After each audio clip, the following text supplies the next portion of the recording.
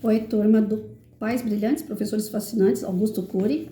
Dos 7 pecados capitais dos educadores, o segundo pecado é expressar autoridade com agressividade.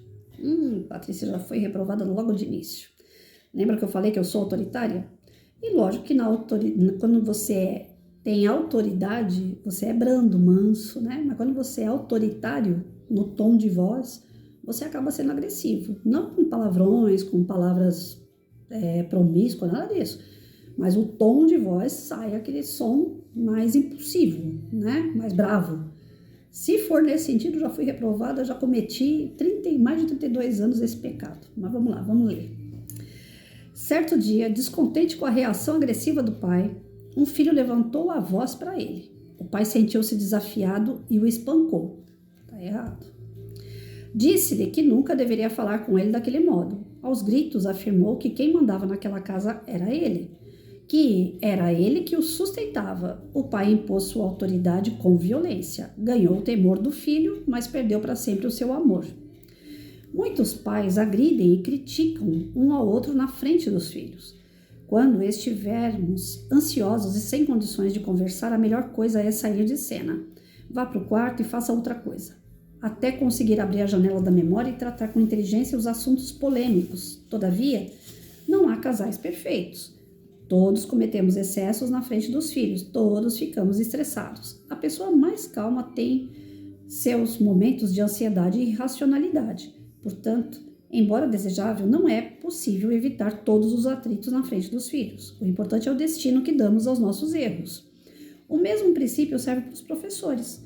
Quando dermos um espetáculo agressivo na frente das crianças, devemos pedir desculpas não apenas para o nosso cônjuge, mas também para os filhos, pela manifestação de intolerância que assistiram.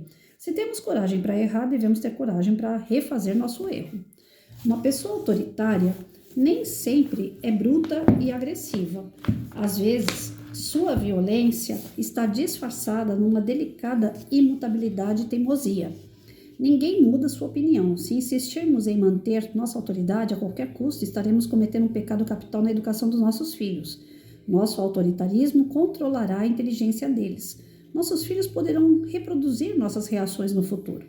Aliás, observe que costumamos reproduzir os comportamentos dos nossos pais que mais condenamos em nossa infância. O registro silencioso não trabalhado cria moldes no secreto de nossa personalidade. Alguns filhos, quando estão irritados, apontam os erros dos pais e os provocam. Quantos pais perdem o amor dos seus filhos porque não sabem dialogar com eles quando são desafiados? Têm medo de que o diálogo lhes roube a autoridade. Não conseguem ser questionados. Alguns pais odeiam quando os filhos comentam sobre suas falhas. Eles parecem intocáveis, reagem com violência e impõem uma autoridade que sufoca a lucidez dos filhos. Estão formando pessoas que também reagirão com violência. Os pais que impõem sua autoridade são aqueles que têm receio das suas próprias fragilidades. Os limites devem ser colocados, mas não impostos. Alguns limites, como comentei, são inegociáveis, porque comprometem a saúde e a segurança dos filhos, mas mesmo nesses casos deve-se fazer uma mesa redonda com os filhos e dialogar sobre os motivos desses limites. Nesses 20 anos, atendendo inúmeros pacientes, descobri que certos pais eram superamados pelos seus filhos. Eles não os espancaram, não eram autoritários, não deram bens materiais a eles e nem tinham privilégios sociais. Qual foi o seu segredo? Eles se deram aos filhos, educaram a emoção dos filhos, criaram seu mundo como o mundo deles, viveram naturalmente, sem mesmo conhecer os princípios que comentei sobre os pais brilhantes. O diálogo é uma ferramenta educacional insubstituível. Deve haver autoridade na relação pai e filho, professor-aluno, mas a verdadeira autoridade é conquistada com inteligência e amor. Pais que beijam, elogiam e estimulam seus filhos desde pequenos a pensar não correm o risco de perdê-los e de perder o respeito deles. Não devemos ter medo de perder nossa autoridade, devemos ter medo de perder nossos filhos. Vejam bem, quem sou eu na fila do pão? Não sei se eu vou conseguir falar muito a respeito disso, porque tem coisas que eu concordo e outras não. A gente não tá aqui para concordar com tudo também, né? Menos mal. Assim, agressividade, violência física, eu nunca fui a favor, mas já cometi. Com filho, com um aluno não. Com o aluno eu nunca coloquei a mão. Quando eu coloquei a mão foi o caso que eu contei para vocês, que eu peguei a mão do aluno e vim arrastando ele para fora da sala de aula porque ele estava me enfrentando, dizendo que ninguém tirava ele da sala de aula. E eu grávida de 9 meses, eu falei, eu vou te tirar. Peguei ele pela mão e arrastei ele para fora da sala de aula. Aconteceu. Eu não vou passar pano diante de coisas que eu fiz que tá errado, tá, mas eu não tinha apoio de direção, a gente era perseguido por direção. Eu tinha que tomar uma atitude, ou eu tomava ou eu perdia a sala inteira. Se bem que aquela sala era uma sala tranquila. Ninguém gostava do cara porque ele era noiado, né? Droga, pura droga. Mas enfim, esse caso aconteceu. Não coloquei a mão de agredir alguém. Isso não, na sala de aula não. 32 anos, graças a Deus, saí intacta e sem sequela. Agora, como mãe, respondia para mim, tomava um tapa. Desculpa, mas aí é aquela coisa. Se eu falar para ele, por que você tá me respondendo, bonitão? Você tem que respeitar sua mãe. Você não pode falar assim comigo. Naquele calor da situação, você tem que ser mais enérgico. Aí alguém vai falar assim, mas os direitos da criança. Os direitos da criança que vem criar meu filho, então. Porque naquele momento, eu e ele dentro de casa, ou eu tomo uma atitude, ou ele vem pra cima. Ou ele ia se sentir do tipo assim, coagir ela. O jeito que eu falei, o que eu falei, agora quem colocou ela no lugar fui eu. É uma medição de território, sim, quem manda, quem não manda. Então, naquele momento com o filho, ou você toma uma atitude mais enérgica, ou você passa por tolo. E ele monta em cima. E eu tô vendo por aí que a situação é isso mesmo. Tô cansada de ouvir e de ver situações que os filhos estão batendo nos pais. Aí pode? Então o pai tem que mostrar o limite. Falar, opa, até aqui você pode chegar, meu filho. Mas daqui pra cá, não. Eu sou sua mãe, eu sou seu pai e você me obedece. E às vezes, até no modo de falar, você é agressivo nesse momento. Não tem como. Ai, meu querido, eu te amo tanto. Não faz isso não, viu? Porque se você fizer isso, eu sou sua mãe. Não dá. No teor do calor de uma situação, ou vai ou racha, você tem que mostrar sua autoridade. E ser autoritário. Então, em alguns momentos, eu fui enérgica, fui autoritária. Quer falar algum defeito meu? Vamos sentar, vamos conversar numa boa. Mas na hora da discussão, você querer falar o que o outro é, o que ele é besteira. O outro não tá a fim de ouvir o que ele é. Então, na hora da discussão, eu sempre falava pro meu filho, agora não é hora de você falar mais nada. Chega. Depois a gente conversa. Aí ficava resmungando. Aí queria dar respostinha. Aí eu pegava mais pesado. Não responde. Não pode. Eu sou sua mãe, você me obedece. E sim, eu escutei a vida inteira minha mãe falando, enquanto você comer do meu arroz, enquanto você estiver embaixo do meu teto, você me obedece. E aí a gente repete o que pai e mãe fez lá atrás, mesmo que a gente não queira. Naquele momento vem aquela frase na cabeça. Você está dentro da minha casa, minhas regras. Quando você quiser as suas regras, você vai para a sua casa. E foi o que eu falei a vida inteira para ele. Quando você não estiver feliz aqui, você tem total liberdade. Você ficou maior de idade, você pode ir embora. Tanto é que ele ficou maior de idade, 26 anos, e foi embora. Ele saiu daqui com 24. Então, pode ir. Eu quero fazer tatuagem. Eu não quero que você faça tatuagem. Você é novo, você vai se arrepender. Não, mas eu quero fazer. Então, você vai fazer no dia que você for embora daqui. Eu quero chegar de madrugada. Os meus colegas vão para bar e eu quero ir para bar. Você vai, quando você tiver a sua casa. Na minha casa, meia-noite, o carro da Cinderela vira abóbora. Eu não vou trabalhar o dia inteiro para depois ficar aqui de madrugada, preocupada onde está o que está fazendo, se tem assalto, se não tem assalto, se aonde está tem droga, tem bebida. Eu não vou ficar aqui quebrando a cabeça com isso. O certo é eu trabalhar o dia inteiro e dormir tranquila.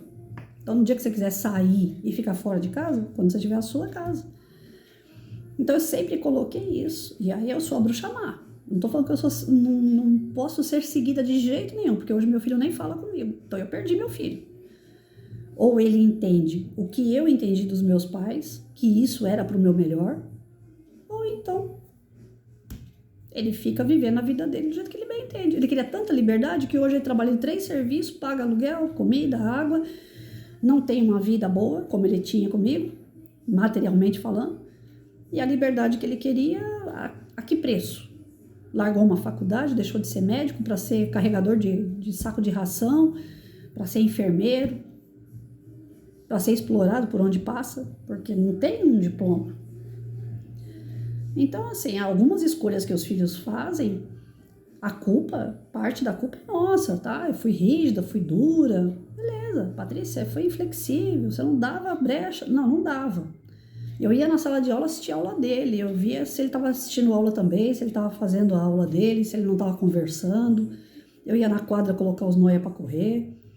Eu sempre orientei em relação às meninas, cuidado com as meninas que você se envolve, porque tá cheio de oportunista, você é um bom menino, você tem um bom coração. Então eu sempre fui norteando.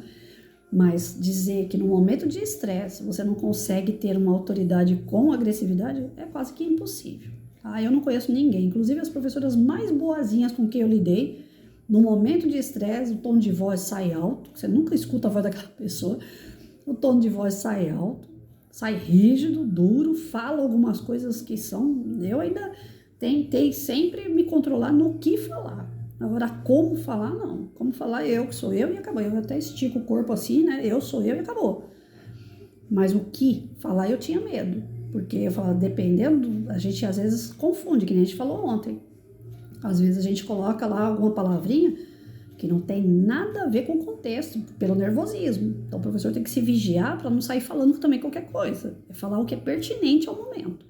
O aluno tem que se tocar que aquilo estava errado. O filho tem que se tocar que aquilo estava errado. Não adianta ficar, porque o seu pai, porque o outro professor, ou então porque o seu irmão, ou porque a sua mãe. Não, é você. Você está errado por isso. Você é legal, você eu gosto. O que você fez está errado. E você corrige isso a tempo, porque se você não corrigir, você vai ter sequela disso aí, você vai ter as consequências. E as consequências nunca são boas quando a gente sai da linha. Então eu sempre colocava, mas em tom agressivo. Eu não conseguia ser, eu acho que é do meu jeito, inclusive, né?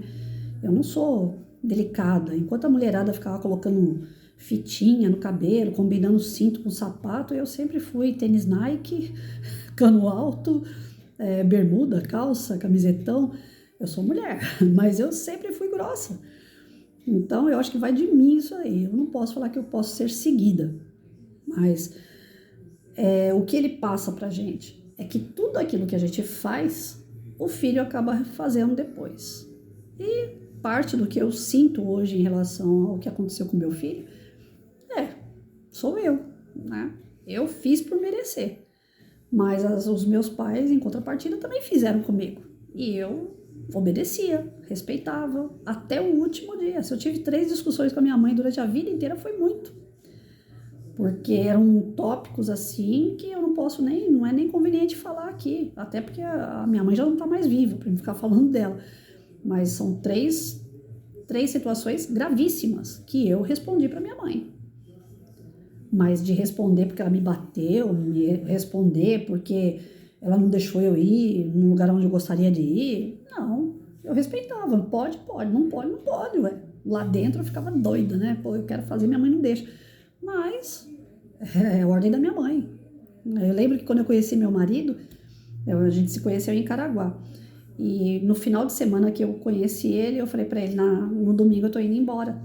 Aí ele falou, não, fica aí, eu tinha 17 anos. Fica aí pra gente poder continuar se conhecendo e tal, né? Eu gostei tanto de você. E foi amor à primeira vista, né? Falei pra ele, como eu gostaria de ficar. Mas a ordem da minha mãe é de ir embora pra casa. E eu tenho que ir com a minha mãe. Era o homem que eu mais amei na minha vida. É o homem que eu mais amei na minha vida. Mas naquele momento é mãe. Eu tinha 17 anos, já tava pra me formar, né? Já ia me tornar uma professora. Mas é minha mãe. Eu tinha que acatar minha mãe. Aí ele, eu não acato minha mãe, não. Minha mãe falar e não falar, eu saio do mesmo jeito. Eu falei, então, você tá fazendo errado. Você tem que acatar sua mãe também. Você tem que ser respeitador com a tua mãe. Se ela falar não, é não. Ele fala, não, eu saio, eu não tô nem aí. A vida é minha. Eu abominava o que meu marido fazia com a mãe dele. Abominava. Eu descartava tudo aquilo. Eu falava pra ele, não tô ouvindo, sabe? Não quero saber. Eu acato minha mãe, eu acato meu pai. Se você quiser namorar comigo, vai ser assim. Quando eu voltar para Caraguá, a gente vai se ver. Se eu não voltar para Caraguá, a gente não vai se ver. Se você quiser fazer um namoro por correspondência, por correio, a gente faz. Se você não quiser, não posso fazer nada. Mas eu não vou brigar com pai e mãe para namorar você. Porque eu tenho que respeitar meu pai e minha mãe. E eu gostava demais do meu marido. Foi assim, um amor assim incondicional, sabe? Quando você vê a pessoa e fala, é esse, eu quero ficar perto dele. Eu estava sacrificando um sentimento que era grande, mas para respeitar meu pai e mãe. E eu vejo que a molecada com 16, 15 anos, tá tudo saindo de casa, formando família de qualquer jeito, não dá certo, volta para casa dos pais, ainda traz uns pacotinhos junto, os filhos, né? Onde nós vamos parar com tudo isso? Então, a autoridade tem que ser colocada pelos pais e professores, sim. A agressividade, como eu falei, no tom de voz, quando você vai resolver um conflito, ela acaba saindo. Porque você tem que mostrar a lei do forte, naquele momento. Agora, que já aconteceu de eu falar grosso numa sala de aula, falar alto, né? Querer colocar aquela autoridade, né? Quem manda aqui sou eu. Isso já aconteceu muitas e muitas vezes. Mas se eu passasse da linha e eu via quando eu passava, graças a Deus eu sempre tive um termômetro, né, que apitava quando eu ia longe demais, eu falava, olha, desculpa, os outros não têm culpa de tudo isso, os outros não precisavam ter ouvido tudo isso, os outros estão quietos fazendo lição, parabéns para os outros, e vocês me desculpem. Então eu também nunca tive aquela arrogância de falar, não, eu sou a toda poderosa e eu nunca erro. Com o filho, a mesma coisa. Se eu percebia que eu passava da linha, eu chegava nele depois e falava, desculpa, falei coisa que eu não tinha que ter falado. Me arrependi. Só que aí que tá. Você, enquanto pai, enquanto professor, você pede. Mas um leite derramado você vai limpar e vai ficar sujo do mesmo jeito. Porque eu vejo que com os alunos era mais fácil eles me perdoarem. Era 4 horas de aula, a professora teve um ataque lá e passou. Mas em casa, não. Em casa, toda vez que eu ia pedir desculpa, eu via que eu não era desculpada. Eu via que aquilo estava sendo somatizado dentro dele. Falava, pô, me desculpa, me perdoa, falei o que não devia, fiz o que não devia. A gente reconhece quando erra, mas não era suficiente. Aquilo foi acumulando, acumulando, até que voltou contra mim, num estado de ingratidão e... Não é, como é que fala a palavra? Quando a pessoa tanto faz... Né? Hoje, se eu falar que eu tô passando mal aqui, ele não chama nem um carro de ambulância pra mim. Vão falar pra ele, ó, tua mãe tá passando mal. Ele fala, se vira, você não tá vendo que minha mãe tá passando mal. Se quiser, você ajuda ela. É assim que tá a situação. Então, eu não sou pra ser seguida, de verdade. Pode ser que eu tenha errado a esse grau todo. E pode ser que parte disso tudo venha dele. Que ele não soube também relevar. Mas essa questão da fala... Eu tô lendo, tô colocando para vocês as situações que eu já passei, mas não tenho moral nenhuma para poder compartilhar com vocês e falar, olha, esse é o caminho. Eu não tenho. Infelizmente, hoje, a lição é para ser refletida ainda mais, pelo menos por mim, né? E enquanto professor, não me arrependo, não. Enquanto mãe, tem algumas coisas assim que eu fico... podia ter feito diferente. Sei lá, acho que sim. Mas aí vai ficar com uma próxima oportunidade, quem sabe? Quando Deus permitir que eu reencarne e tenha um outro príncipe encantado e tenha uma outra família, porque aqui já foi. O leite que derramou aqui eu não consegui limpar. Essa agressividade no tom de voz, esse autoritarismo todo, me atrapalhou muitas vezes. Eu confesso para vocês que não é o caminho. Mas eu também não encontrei um outro num momento de embate que pudesse resolver uma solução de conflito. Porque só falar, sentar, alisar, dar moral para o outro num momento como esse também eu sou contra. Sou contra. Você não pode dar moral para quem está errado. Porque aí ele vai se sentir, ele vai crescer e aí dá nisso que tá dando aí também. Filho batendo em mãe, filho batendo em pai, matando pai e mãe. Você quer mais do que aquele exemplo lá daquela loirinha lá que matou o pai e a mãe dormindo? Porque ela queria o dinheiro do casal, eles eram podres de rico. E ela queria dinheiro para comprar droga com o namorado que ela arrumou. Não tinha motivo nenhum para a barbaridade daquela. Provavelmente os pais só não iam querer que ela namorasse o cara porque o cara era um drogado. E aí a filha vai lá e mata pai e mãe. Então os pais muito permissivos também. O duro é a gente encontrar o equilíbrio nisso tudo. Eu acho que o maior desafio da educação, seja professor ou pai, é a gente encontrar o equilíbrio. Não ser nem tão autoritário e nem tão permissivo. O equilíbrio. Alguns pais que ficam fazendo aquela propaganda toda, sabe? Ai, meu filho é meu melhor amigo, ai, a gente sai junto, a gente conversa, a gente faz tudo junto. Eu desconfio. Eu desconfio. Eu não acredito totalmente que as pessoas consigam isso. De fato, pelo tempo de sala de aula e pela vivência enquanto mulher, enquanto mãe que eu sou, eu duvido que existam isso. Aquela cumplicidade total de filho e mãe, eu não acredito. São seres distintos, independente de qualquer coisa. Vai ter um momento do não. O problema de pai, mãe, professor e aluno não é o momento do sim. Vamos fazer? Vamos, né? Vamos. O problema é o não. Quando o não aparece, aí é um problema sério. Porque aí vai do interesse de cada lado. E o interesse de cada lado dá conflito de geração, dá conflito de cultura, dá conflito de religiosidade, dá conflito de uma série de coisas. Inclusive da moral que você passou pro teu filho, que aquilo que para você é certo, para ele não é, aquilo que para você é errado, para ele não é. Quando você fala o não, parece que você azeda o leite. Ali é que é o problema. Então, será que pais permissivos, que tudo pode, eles de fato têm os filhos ou é uma... Como que eu posso dizer? Os filhos... fugiu a palavra agora. É conveniente para o filho ser amigo do pai, porque tudo que ele quer, ele tem. O pai permissivo, ele não está garantido de que ele tem o amor do filho. Eu não acredito. Mas fica a critério de cada um. Aí vocês podem fazer os comentários pra gente ver o que a gente aprende junto, né, gente?